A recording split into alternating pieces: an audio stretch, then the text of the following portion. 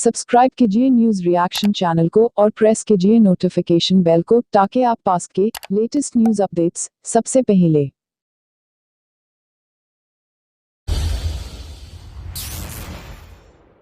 प्रधानमंत्री मोदी, लगेगा कि मैं बहुत आक्रोश हूं, लेकिन मैं बिछड़ा। मैंने उन तस्वीरों को बार बार देखा। हाँ, मैं बिछड़ा। मैंने मजदूरों को जाते हुए भी देखा। तब भी मैंने प्रधानमंत्री मोदी और योगी आदित्यनाथ को टैग करके बार बार कहा था कि मजदूरों के पलायन को रोकने के लिए युद्ध स्तर पर जमीनी योजनाएं बनाने से लेकर उनका भरोसा जीतने की जरूरत है। आज इस वीडियो का मकसद एक बुरी खबर बताने के साथ साथ प्रधानमंत्री मोदी से अपील कर। बुरी खबर यह कि महाराष्ट्र के औरंगाबाद जालना ट्रैक पर मालगाड़ी की चपेट में आकर 16 मजदूरों की मौत हो गई। वो प्रवासी मजदूर जो पैदल ट्रैक के किनारे चलते हुए इस उम्मीद में किसी स्टेशन की तरफ जा रहे थे कि शायद उन्हें ट्रेन मिले और वहां से वो अपने गृह राज्य की तरफ रवाना हो, चाहे मध्य प्रदेश हो या छत्तीसगढ़। रास्ते में नींद लग गई, थके मजदूर ट्रैक पर सो गए और मालगाड़ी उनके जिस्म के चीथड़े उड़ाती हुई ट्रेन चली गई। उनके सामान बिखरे हुए। बहुत त्रासद खबर है। सोचते, बोलते और आपको बताते हुए रोंगटे खड़े हुए। इस खबर की सूचना प्रधानमंत्री को मिली, उन्होंने ट्वीट किया। ट्वीट करके उन्होंने लिखा है पीयूष गोयल से वो जानकारी ले रहे हैं, सब कुछ सही है। लेकिन इसके साथ अब मैं प्रधानमंत्री मोदी से एक अपील करना चाहता हूं। जैसे आपने देश में 2 बार अपील की, ताली, थाली और शंख बजाने की आपने अपील की, संबोधन किया, देश को संबोधित किया। आपने दूसरी बार संबोधित किया दीप, दिए, मोमबत्ती जलाने को लेकर, और पूरा देश का मध्यम वर्ग अपनी छज्जे पर, अपनी बालकनी में, अपने पार्क में और लॉन में ये सब किया उन्होंने। लेकिन उसमें मजदूर नहीं थे सर। और अब ये मजदूर जिस हाल में सड़कों पर जाते हुए दिख रहे हैं, लाठी डंडे खाकर भी घर जाने को तैयार, बेचैन दिख रहे हैं।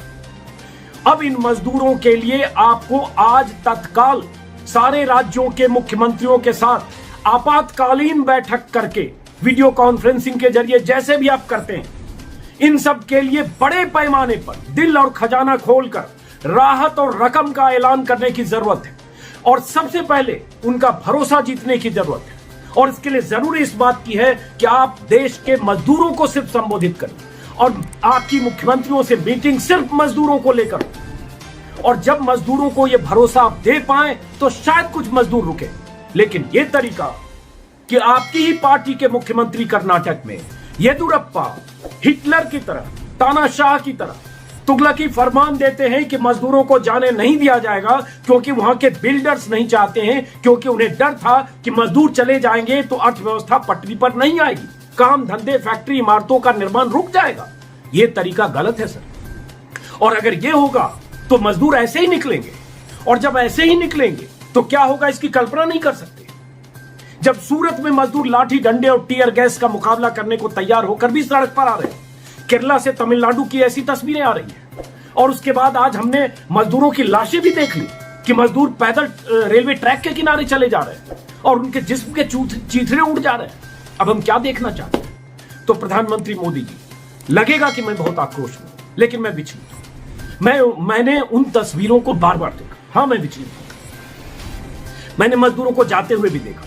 तब भी मैंने प्रधानमंत्री मोदी और योगी आदित्यनाथ को टैग करके बार बार कहा था कि मजदूरों के पलायन को रोकने के लिए युद्ध स्तर पर जमीनी योजनाएं बनाने से लेकर उनका भरोसा जीतने की जरूरत है। यह नहीं कि योजनाओं का 500 रुपए, 1000 रुपए देने का ऐलान हुआ जो ऊंट के मुंह में जीरा का फोरन है।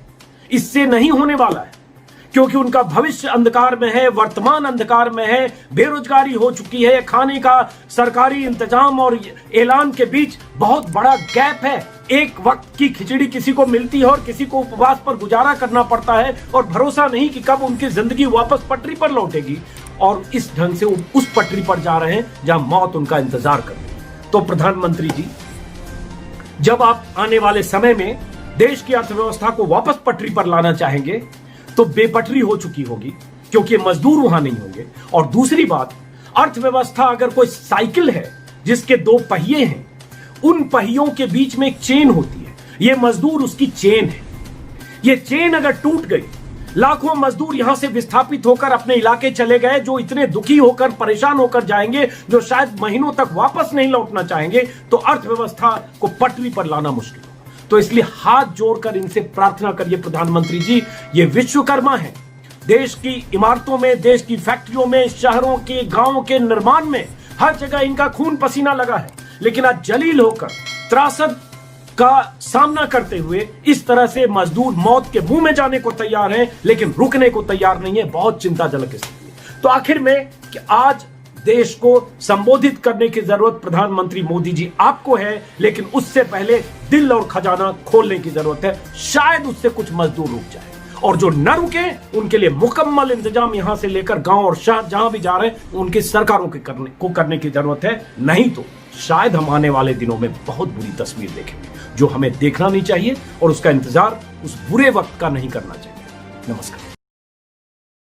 सब्सक्राइब कीजिए न्यूज रिएक्शन चैनल को और प्रेस कीजिए नोटिफिकेशन बेल को, ताकि आप पास के लेटेस्ट न्यूज अपडेट्स सबसे पहले